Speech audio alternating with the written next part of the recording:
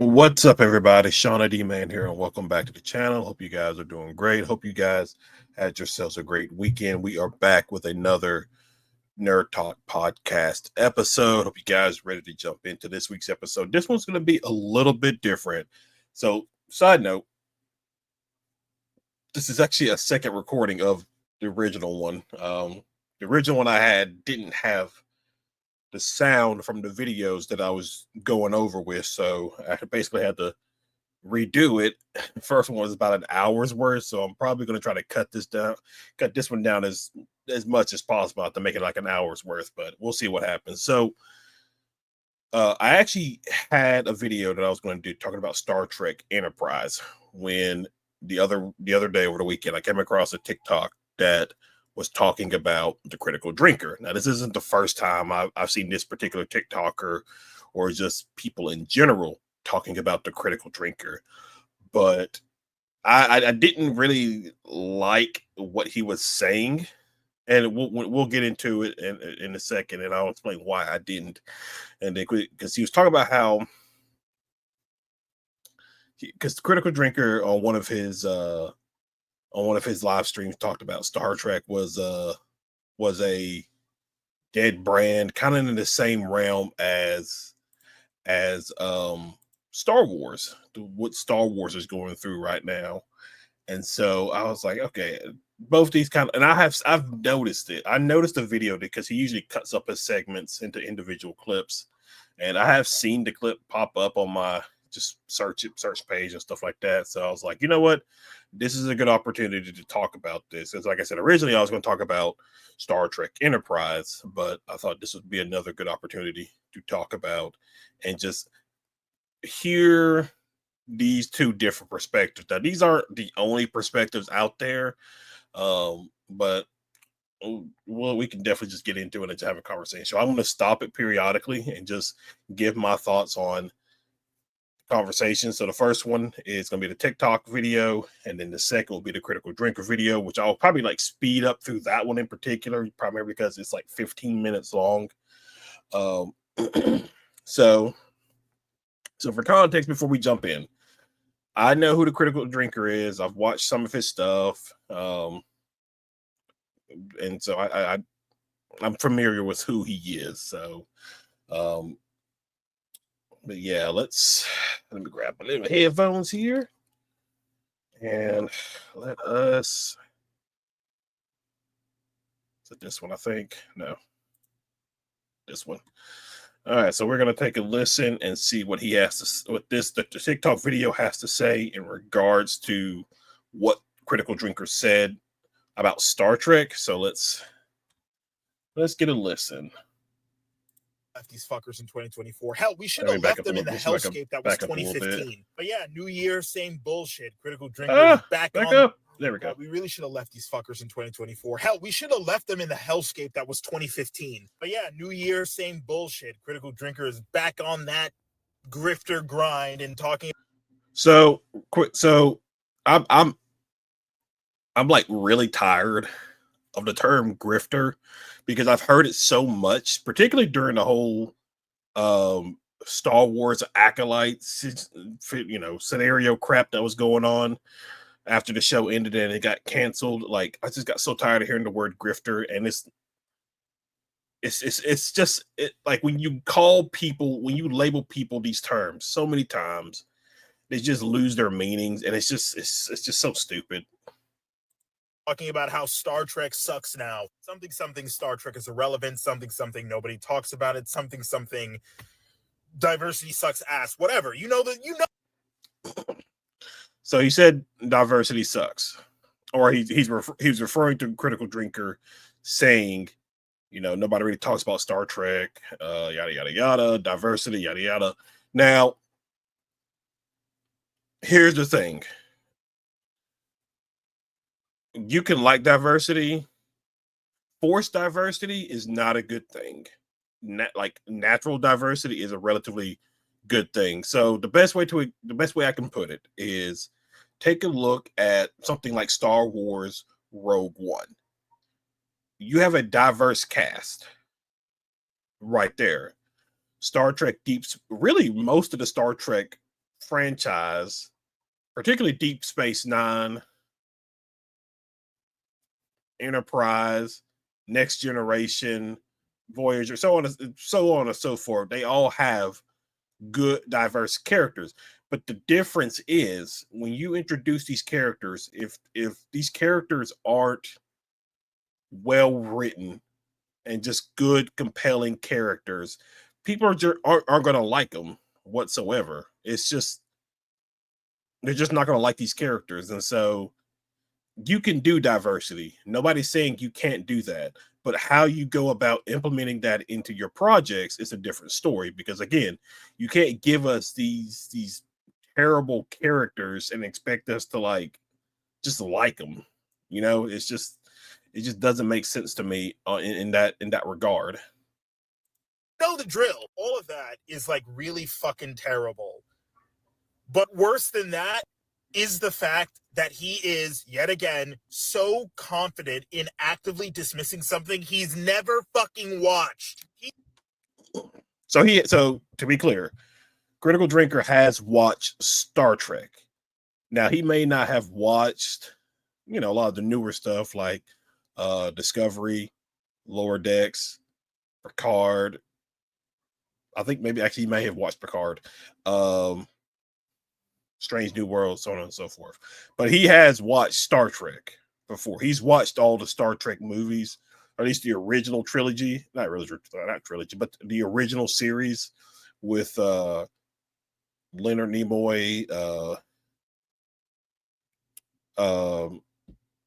George Takei, so on and so forth. All of them, like he's watched them before. Like I believe it's on his channel, or if it's on Mahler's channel, they have videos of them watching those movies. So he has seen Star Trek, but probably not the newer Star Trek. He says in this video he hasn't watched Strange New Worlds. He hasn't watched Lower Decks. Gee, I wonder why. Racist. I don't. So right there, I'm going to back it up so we can hear it again. He hasn't watched Lower Decks. Gee, I wonder why. Racist. I don't understand the point of calling him a racist because Critical Drinker has not watched Lower Decks. Like that literally makes no sense to me on why you would call him a racist because he hasn't watched it. Now keep in mind, he's watched the original. Critical Drinker has watched the original series. Or at least the movies. I don't know about the shows as much. I'm sure he's familiar with Next Generation, Deep Space Nine, Voyager, so on and so forth. I'm sure he's familiar with those. If not, he has people that he's friends with who are avid Star Trek fans that have watched those projects and can easily probably provide him information in regards to these projects. But I find it to be like just really bad taste to automatically go and just call him a racist because he hasn't watched Lower Decks. Why? Because it's a diverse cast, pretty much. Like obviously Mariner's there. If you're calling him a racist because Mariner is black, that's really, really dumb. That's really, really stupid. It doesn't make any sense. Like, what are we doing here? Like, what is the purpose of you again? What he has been on plenty of different channels, whether it's probably Nerdrotic more than anything. I don't think he's ever been on Geeks and Gamers, but I could be wrong. But he's been on other channels that I have seen him on that have had other that's had other like black people, blah blah blah, other people of color on those same live streams. So he's even had a few black people on his live stream. So to call him a racist when he's had other people of color on his live streams just shows how much little you actually know about Critical Drinker. You're just going off the false information that people who just don't like him put out. Like, it's like, come on, you got to do better. Think he's seen Star Trek Discovery, though kind of like Picard, he's only seen just enough to probably grift the hell out of it. He hasn't. That's just, again, it's just watch Star Trek Prodigy. Drinker made a I haven't watched Star Trek Prodigy. I don't really have an interest in watching Star Trek Prodigy because I can view Star Trek Prodigy as something that's maybe more for kids than it than it is for me. Now, obviously, there are probably Trekkie fans who enjoy Prodigy, and and if they enjoy it, that's fine. I don't necessarily care as much, but if they're enjoying, that's completely fine. It's just not a show for me. So, am I a grifter because I don't care to watch Prodigy? Am I a racist because I don't care to watch Prodigy? You know what I mean? It's just like, what are we doing? Video about the state of modern Star Trek, having not watched most of modern Star Trek. Did you know he made a movie? The Critical Yes. Drinker made a movie, and no one's talking about it. Or if they are, it's only to say how ass it is. How do you know nobody's talking? Are you like going online and just actively looking up people talking about his movie? There's plenty of fan films out there that people have poured in their own money and time into that don't get a lot of like conversation amongst other people on the internet. Like, there's one that just came out a couple of weeks ago. It was like I can't remember who it was, but it was like a Batman Beyond little fan film that was really good. I didn't even know they were doing it until I saw people talking about it, and then I went and watched it, and I really enjoyed it. There's one that they did for Spider-Man. There's so like, if I don't know it's there, then I just don't know it's there. Now, if I see other people talking about it and like, putting it out there word of mouth, then yeah, eventually it'll come across my page and I will go and check it out for sure. Like I knew he was doing a movie because I've watched some of his streams and I've seen him talk about it. I haven't gotten around to watching it yet because like I deal with 3 different YouTube channels, plus I work a full-time job, and so like I just don't have that much time to get around to specific things. But it is on my list of things to check out, is to watch his movie, because again, he put in his own time and money, probably a lot more to say about him than this TikTok creator has done. Because here's the thing: if the roles were reversed, if he made a fan film and nobody talked about it and everybody criticized it, like, come on. Like, it's just like, why do you care so much if he made a fan film? And just again, are you branching out? Are you like staying in your circle, or are you branching out into other circles?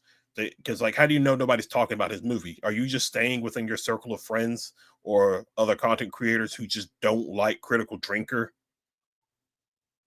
Because if that's the case, then yeah, I can understand where you get that mindset where, oh, nobody's talking about this film, or oh, this movie is talking about how bad people hate the movie or something like that. Like shut up.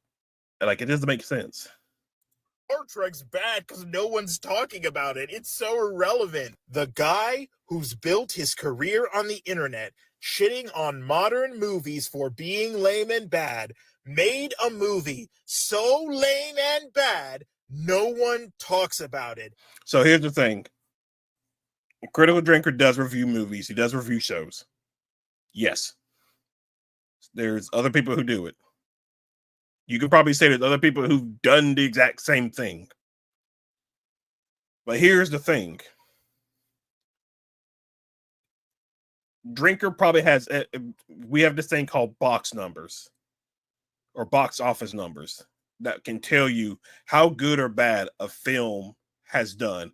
I remember going to see Madam Web last year, and I hated that movie. Like, it was terrible. And guess what? The box office numbers backed it up. Guess what? I knew Craven the Hunter was going to be bad. Box office numbers backed that up. So I don't. What's your point here in saying what you're saying? Yeah, yeah, there's plenty of critics out there who do the exact same thing, who's probably built their channels the exact same way. I don't see you criticizing them for it. You're just criticizing Critical Drinker. Is that because you just don't like Critical Drinker, or what? Like, you, because if it is, it's a very biased kind of mindset. Except to say how lame and bad it is. You cannot script that level of irony. Not that someone like the Critical Drinker will even understand it. So please. There's really not. There's really no irony involved in that. Like, it just doesn't. I don't. Fans of his understand going into this new year, this man is not a critic. He is one of a million other conservative right-wing grifter reactions. Okay. So he's saying that Critical Drinker is not a critic. So basically what he is saying is he's not one of these people that are paid to be critics. Like these, like Rotten Tomatoes, IGN, what is it? What's the other one? There's a few other ones. He's not those. So his opinions don't matter. And then he goes and says Critical Drinker is part of these right-wing conservative grifters.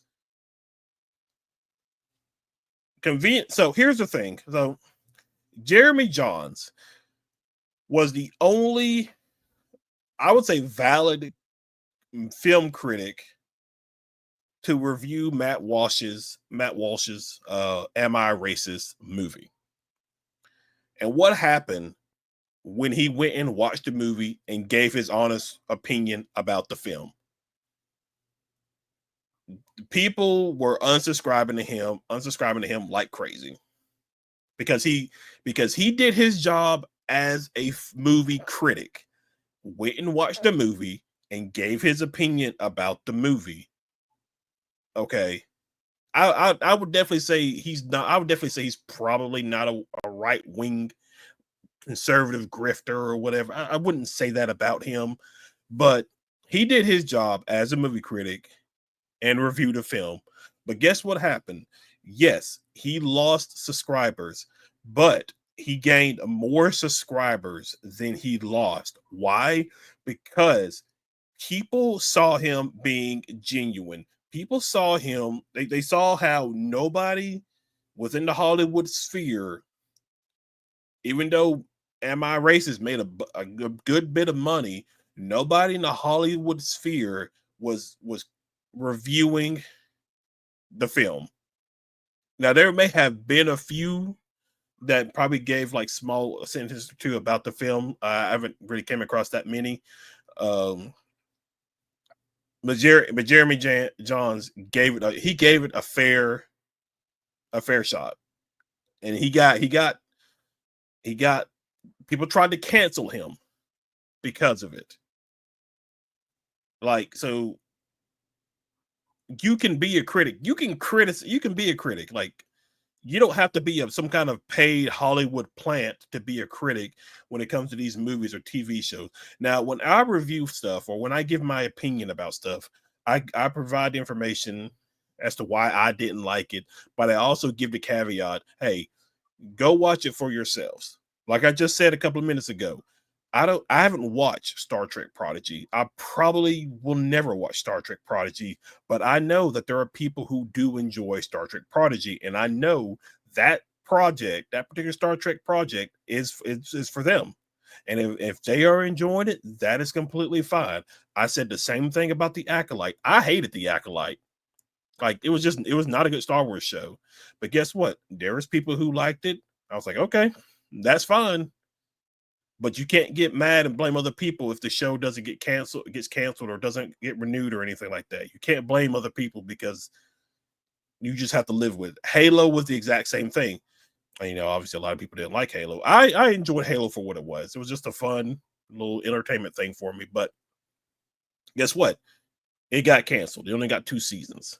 So I just and just this notion of putting a lot of these people and label them as right-wing conservative critics, it's just so divisive, and it's just ridiculous just acting that way. Is not a critic. He is one of a million other conservative right-wing grifter reactionaries who use the language of film criticism as an attempt to hide very real and very hateful, bigoted opinions. No, that is again, that is completely false. Again, I have watched plenty of these people's content to know that is not the case. They give their honest opinion, and whether you like their opinion or not, that is up to you. None of the things that I have heard, that I've listened to from these people, suggest that. Now, if you have clear evidence that says otherwise, by all means, you can present that evidence.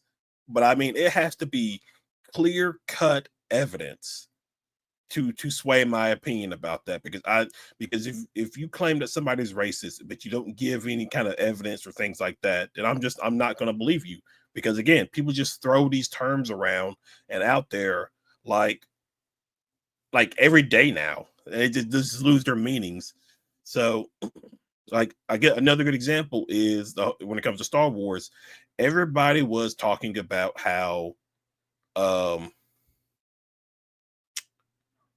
Geeks and Gamer was talking about Rose Tico from The Last Jedi. She was a terrible character. And Jeremy, who's the kind of like the head honcho of Geeks and Gamer, you can even go and look up and he has a video of where he talks about how he helped he doesn't trash the actress. He doesn't do that. He trashes the character.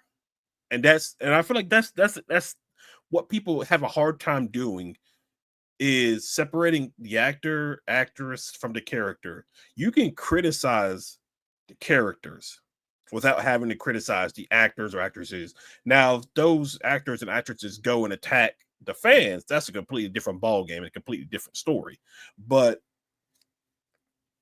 none of sure, you can probably find trolls out there who probably put more out there to be racist and stuff like that on the internet. That's trolls. It is what it is.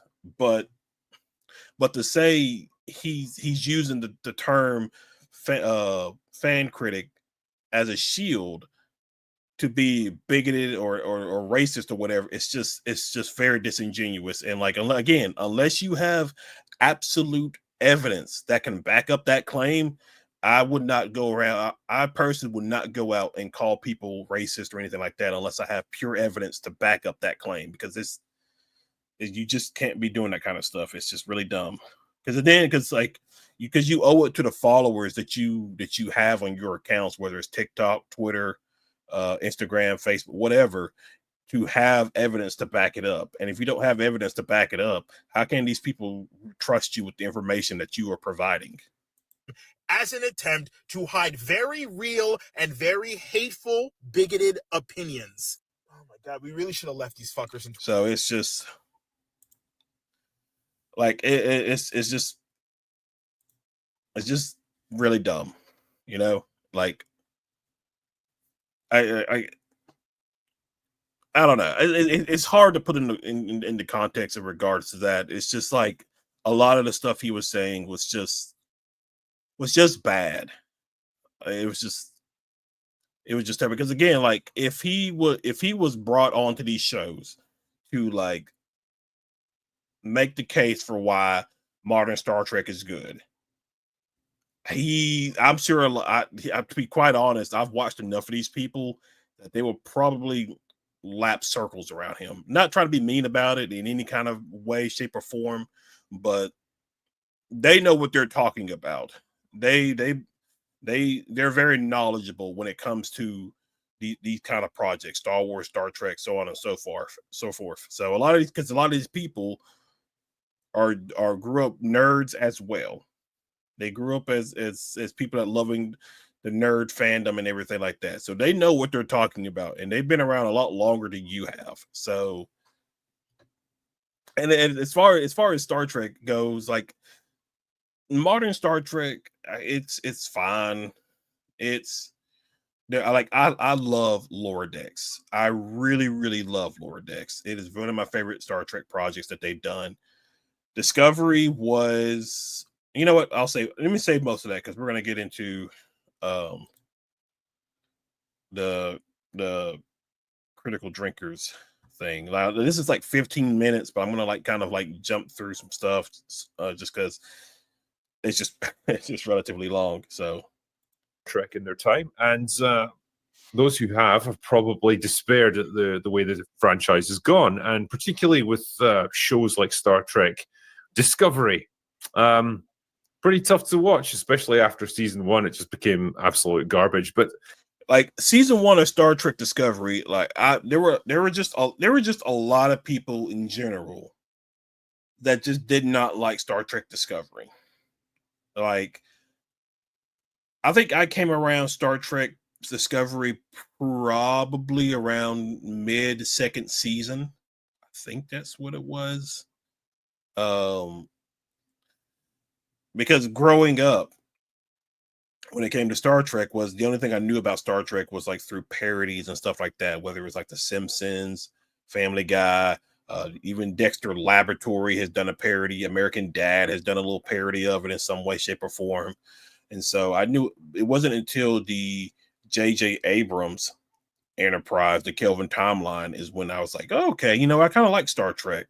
And then a couple of years after that, we got Discovery, which was on like, but again, by the time I got around to it, it's about like the mid second season of Discovery. And a lot of it is fair. Like, I think there are fair criticisms that you can point out about Discovery that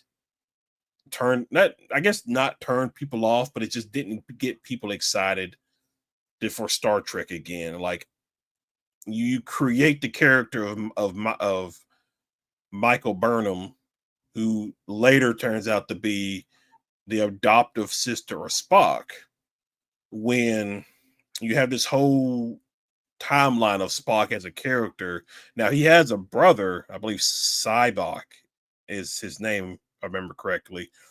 Now, again, it's one of those situations where at the time, we didn't make this character, but now we can make this character. So it was just kind of a weird thing to be like, this is Spock's sister. I mean, obviously they do kind of explain things throughout the show and all that stuff, but it was just that was one of the things. I don't think it had anything. It had nothing to do, unless it was like trolls. I don't think it had anything to do with her being black. I think it was just more along the lines of, Spock having a sister kind of thing. The rumor is that it's now been decanonized and it's no longer part of the official like Star Trek timeline. And I guess the best way so he's going to get into it here in a second. Star Trek Lower Decks, they wrapped up their 5th season a couple of weeks ago. The whole thing about the 5th season was basically multiverse. There was these fissures that were just opening up in the space-time continuum and just causing not necessarily issues, but just giving the crew of the Cerritos like wacky adventures and stuff like that. And so what it did was, there, like, the final episode of season 5, there's this galaxy-wide situation where their universe or their reality is going to be wiped from existence. And there are these energy beams that are pulsating from this universe ending fissure. And what happened was, each time you got hit by a fissure, you would transform into something from a different reality of Star Trek. And so there's a part where the Klingons from design wise are basically the same kind of Klingons that we've gotten pretty much from like Next Generation, Deep Space Nine, Voyager, Picard, so on and so forth, that kind of thing. Not really the original series, because they did those designs a little bit different as well. Or Enterprise. Well, no. Enterprise, they had two different. They had. I think they had like they try to do the best of both. I think you had Klingons that were basically with that fell in line with like Next Generation original series, and then you had not original series, but Next Generation, and then you had like an episode where they fell in line with the original series, where they had like the Ridge, or they didn't. So basically, what happened in this final episode of Star Trek Lower Decks was that these Klingons that were encountering the Cerritos throughout the episode, one of their ships, one of their birds of prey, gets hit by one of these energy beams, and what happens is they transform into Discovery era Klingons. So let me see if I can show you what I mean.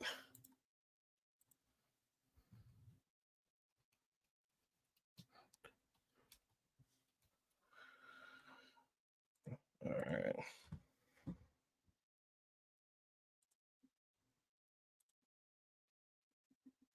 Get out of here.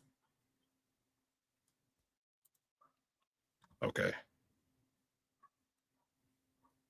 I think I did it right. Okay. So these are the Discovery era Klingons. This is what they look like.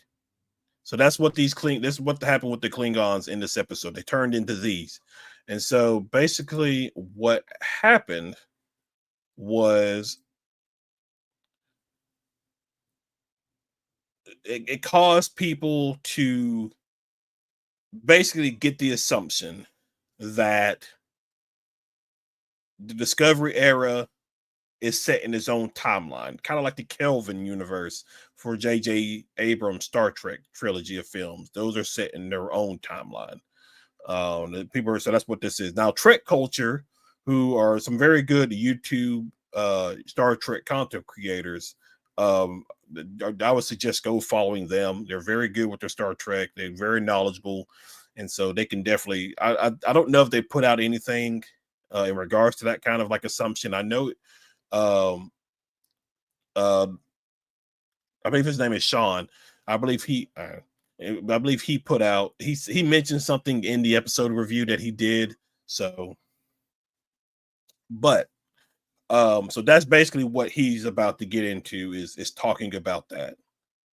I can explain this. I know that was pretty long through explanation. the most strange set of circumstances. I think it ultimately has come about from Star Trek Lower Decks, which is also just finished up. It had its series finale, and one of the ways that it's decanonized this show is that it showed alternate realities. It's described here in Giant Freaking Robots. Says. In the show's finale, a group of Klingon ships encounters a phenomenon that transforms things into alternate versions of themselves. So they get to see what they would look like in a different reality, a different timeline. And when a Klingon ship hits one of those transformation rays, it transforms into the big, ugly Discovery-style Klingon ship. Basically, completely different from what you used to get in Star Trek. Completely different design because of that crazy licensing deal that they had where everything had to be 25% different, so that Paramount and CBS could divide up the spoils of merchandising. It's this weird setup that they have with all their licensing deals. Anyway, this has been interpreted as meaning that Discovery is no longer canon, which is kind of an interesting prospect because it seems to be wildly hated by most. You can go on YouTube now. And you'll see a lot of videos on YouTube now of people talking about Star Trek Discovery. And so whether you're interested in going through and watching those videos is completely up to you. But I've noticed like an increase in those kind of videos talking about, oh, is Star Trek Discovery not canon anymore? More with some issues behind the scenes, like just stuff like that. So you can definitely go and watch those.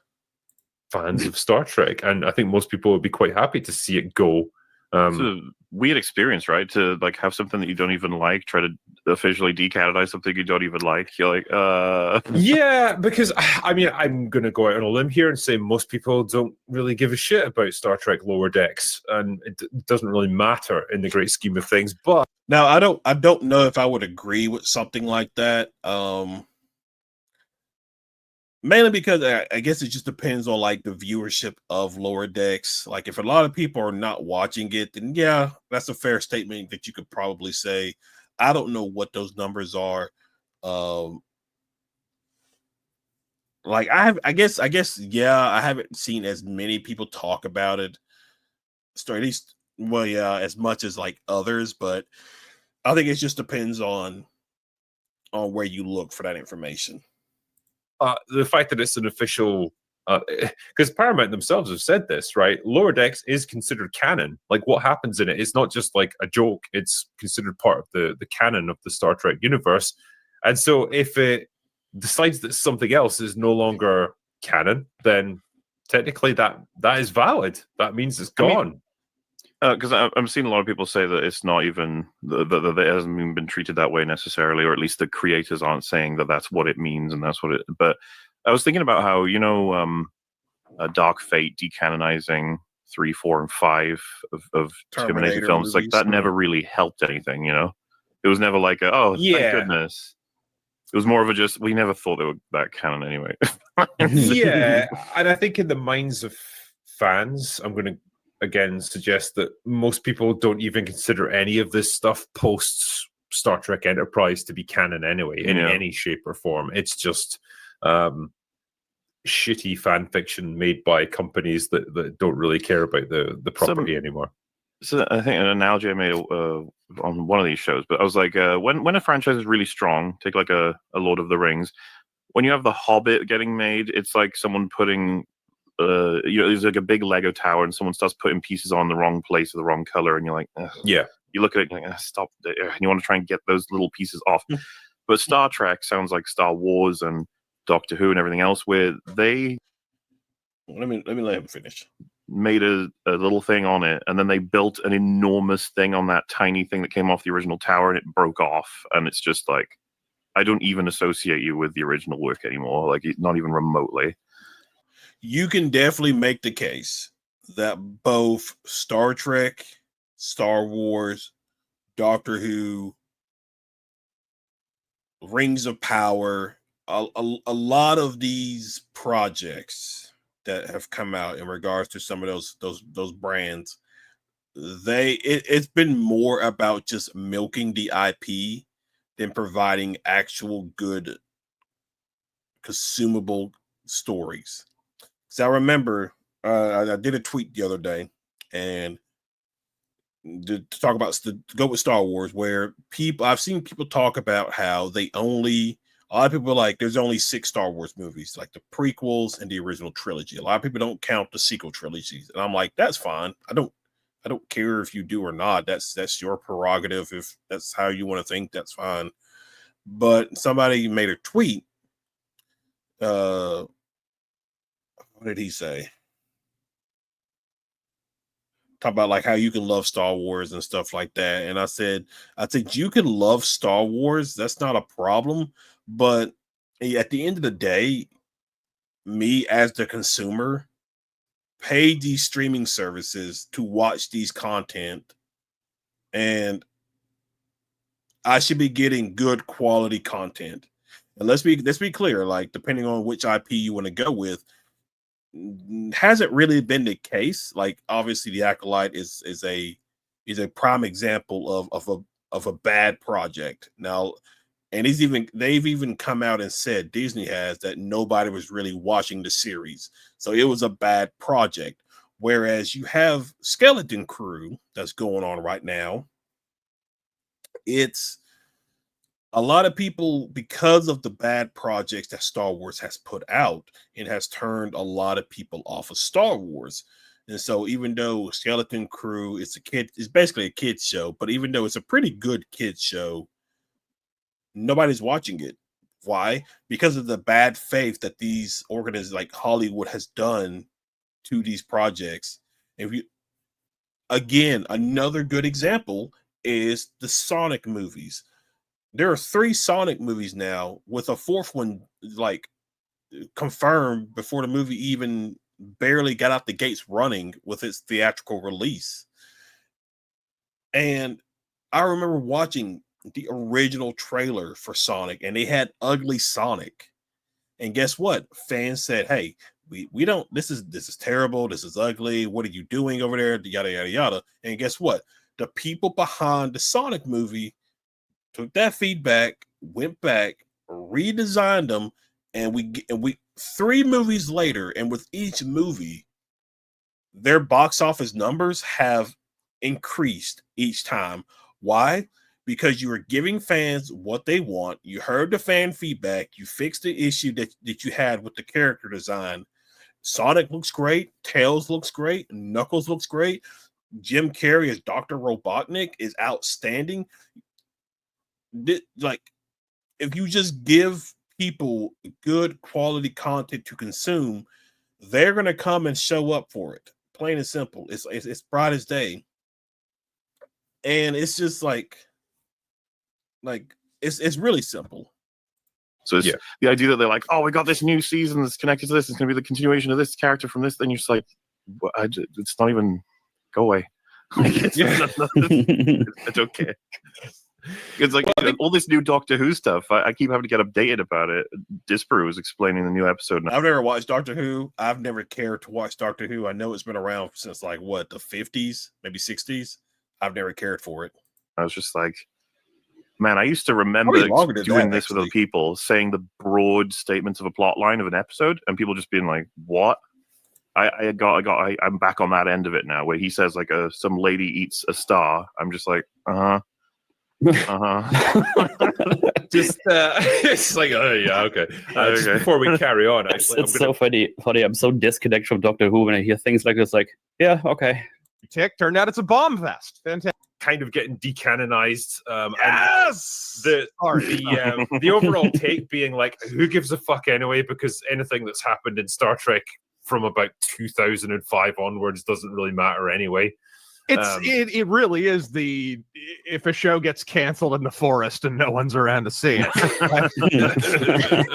It really is that theorem. And personally, Lower Decks doing Julian Bashir and Garrick they're gay in love. They're gonna tongue kiss on the show. And yeah, again, I know you could probably make the conversation. You could probably have the conversation where a lot of these projects are like they've came more about fan fiction crap than it is like pleasing the general audience for which your money comes from people watching this stuff.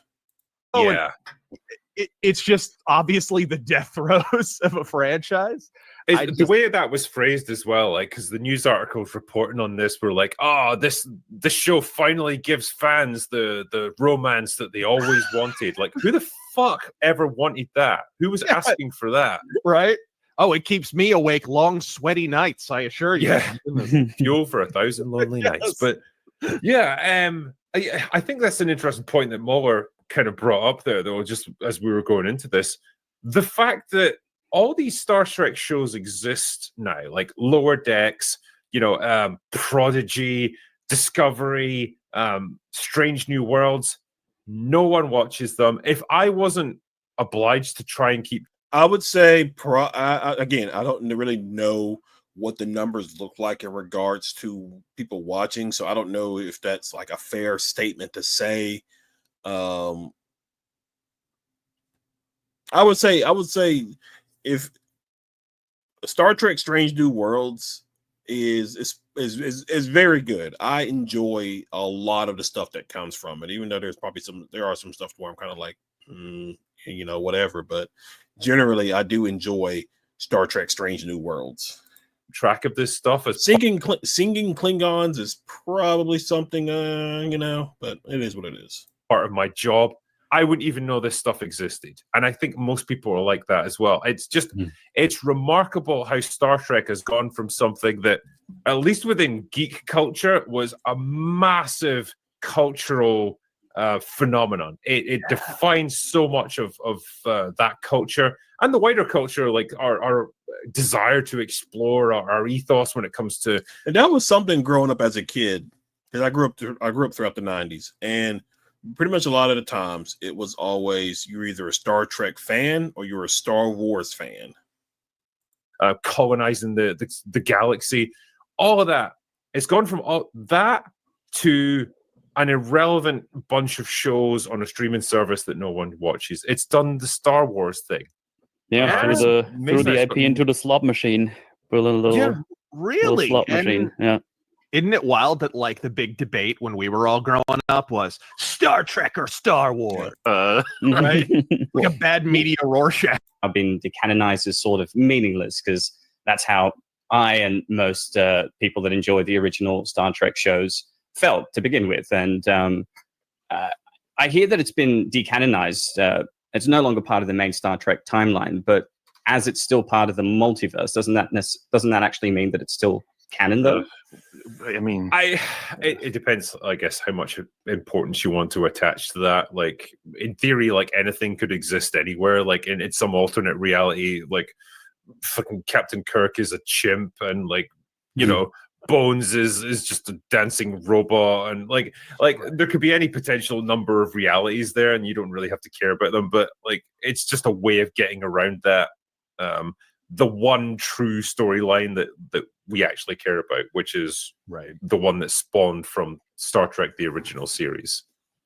That's because like think of like Marvel right now, because you have Earth 616, you have all these other Loki, like because both seasons of Loki do a pretty good job, and I guess Doctor Strange Multiverse of Madness also does a pretty decent job going into this, where like you have these different realities that go on.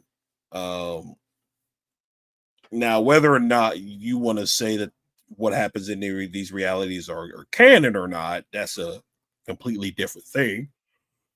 But there is a main thing. There is a main timeline. DC's like this when you have the whole Crisis on Infinite Earth situation. The flat, because like the CW Flash went into this, and obviously there's been movies and stuff like that. So that's the only one that people care about, and it's the only one that they will ever care about. But the reason I talked about it as well is because something has changed within the corporate structure of all these studios that own the rights, because the reason that you had these separate kind of timelines, the Kelvin timeline and the original timeline, was because you had one studio, CBS, and you had another studio, Paramount, that owned the different respective versions of Star Trek. They have both now been bought over by Skydance. That's true. Which now owns all of essentially the Star Trek IP. And it's interesting that they should buy over these studios, and then you get this tacit acknowledgement that, yes, Star Trek Discovery was a bit shit, man. Let's just decanonize that. And it makes me wonder, like, okay, where else will they go with this? Because if they do want to make money by any sense, they'll find a way to get back to the original. Such damage. I mean, we're literally in a world where a new Indiana Jones movie and a new Indiana Jones game doesn't even... I like Indiana Jones. I enjoy the first three. Don't really care for Kingdom of the Crystal Skull. Didn't watch the Dial of Destiny. Haven't even played the new game that's come out. The stuff I've seen about it, I have no interest in it. Even matter, it flops. I didn't even think I would ever live in that world, but you know, you have one movie with Shia LaBeouf, you have a follow-up with Indiana Jones and the Hip of Titanium. You've got you're gonna have problems with your franchise going forward. And Star Wars, Star Trek, they're all in the exact same boat. It's just wild. It's like it's a controlled demolition. It's not just a series of missteps. These were deliberate attempts to take these franchises down, right? It can't be any other thing. It was to demolish the original versions of these franchises. So with wars, for example, like, okay, kill the mystique of the original characters so everyone will embrace Rey and Finn and Poe Dameron and all that crap. Yeah, one of the things one of the things Disney Star Wars did that was is like, instead of acknowledging the original characters, they like be able to like do kind of like a passing of the torch to Rey, Finn, and Poe. They kill them off, basically, you know. Which I guess when The Force Awakens first came out was like drastically, like, it caught people off guard for sure. But probably years later, people were kind of like, I don't know why they did that. Crap. Same with Star Trek. Like, okay, let's get rid of Kirk and Spock and McCoy and like Picard and all that stuff. Picard's a doddery old man. Kirk's irrelevant now, and everyone's gonna love our new versions of it. Yeah, they don't, because like the new versions that you're trying to foist onto people suck. Like they're badly written. They're unlikable. They're shit characters. Trying to do cheap imitations of beloved fan favorite characters never goes over well, and it's just because you're like Batwoman for the CW. There's that infamous line with Ruby Rose where they're just talking about like the bat suit, and the guy's like, the bat suit is it's perfection, and Ruby Rose's character is kind of like, oh, it will be perfect when it fits a woman. And it's just kind of like, what are you doing? What are you doing? Actors usually played by shit actors as well. Oh, yes. And so, because they already had a model for this, right? They already kind of did this with Star Trek, because when Generations, they killed off Kirk, and it was obvious, like, the symbolism there. That caught me off guard too. When the first time I watched Generations, I was like, again, I know who Captain Kirk is. Not for Chris Pine's Captain Kirk, but I knew William Shatner. Again, plenty of like parody stuff in Family Guy, Simpsons, American Dad, yada yada yada. So I knew who Captain Kirk was. And then when I watched the original the original series of movies, when we got to Generations, by the time we got to Generations, I had already watched a good portion of the Next Generation, was the Enterprise D, Picard and the crew. I was just like, okay, this is interesting, because I knew these movies existed, but I never watched them. Yeah, you could definitely say a good way to put it is, with Generations, it was a good passing of the torch from the original Enterprise and Kirk to Captain Picard and Enterprise D, and so on and so forth. Because then you follow up Generations with First Contact, which is a outstanding film. I love Star Trek First Contact. So I think as well, like when it came to things like killing off Kirk in favor of Picard and like phasing out the original crew, I don't feel like it was done with malice. It was just practicality that was the problem. It was kind of like the reason. It was just one of those things. But yeah, man, it's just, when you see now what they've done with all these different franchises, they've either tried to keep them going on life support, like with Indiana Jones, where like you're just wheeling out an increasingly decrepit Harrison Ford. Now he's like 82 or 83 years old, and now he's Thunderbolt Ross in Captain America: Brave New World. So, and that movie drops next month. I only watch Indiana Jones movies now to find out what near mortal injury he suffered while shooting it. You know what I mean? Or yeah, you got. Okay. All right, that's probably much all that. So throughout so again, I did. This is about to go on for another hour. I wasn't trying to make it like an hour, but it is what it is. So like the first time I recorded this, like I basically listened to the entire video. This one I just kind of skipped around, but like at no point when I was watching this video did I hear a Critical Drinker say, like, he knew these projects were out there, but has he watched them? I don't know. I don't know if he has or has not. It's just like he said it as part of his job as being a content creator, movie critic, show critic, things like that. He came across this. Because I would definitely say I didn't even know about Lower Decks until probably Trek Culture was doing their ups and downs of Lower Decks. And I was like, you know what? I'll give this a shot. I think by the time I watched Lower Decks, the first 2 seasons were out, and I immediately fell in love with Star Trek Lower Decks. So again, it's like the TikTok video that we watched. It just feels so disingenuous because listen to that first, and then go in to listen to this. What he said in that TikTok video is just so disingenuous, and it's just very divisive because a lot of these people here, they know about Star Trek. Some of them have probably watched Star Trek. Some of them have probably watched this newer slate of Star Trek, and they don't like it, and that's fine. You don't have to like everything that gets put out. It is what it is. But as the consumer, as you putting in the money and time for these streaming services to put this kind of stuff out, if it's not good, then it's just a waste of time, and it just gets people annoyed, and it's just really frustrating. And like I said at the beginning, like none of these people here that are like on this segment of Open Bar with Critical Drinker, none of these people here I would consider right-wing conservatives. I don't know what they're like. I don't try to make everything political because that's stupid. Like, I don't know what their political stances are. I would say I just don't know. I don't really care to know because that's their own personal thing. But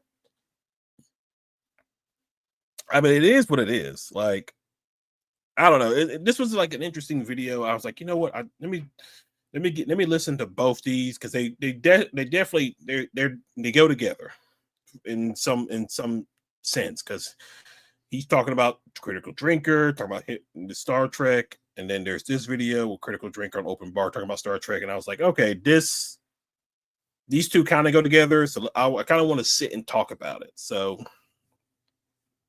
but the TikTok video I just find very disingenuous, but that's just me. Maybe other people feel most of the comments on that video definitely tells me more that these people just don't like Critical Drinker than anything else. And so they automatically have a bias about it when it comes to anything involving Critical Drinker or like some of these other people. But it is what it is. It is what it is. But guys, that's pretty much all I have. Thank you guys for hanging out. Thank you guys for watching. Be sure you hit that like and subscribe button. Be sure you comment below, and I will see y'all in the next video. Y'all have a good one.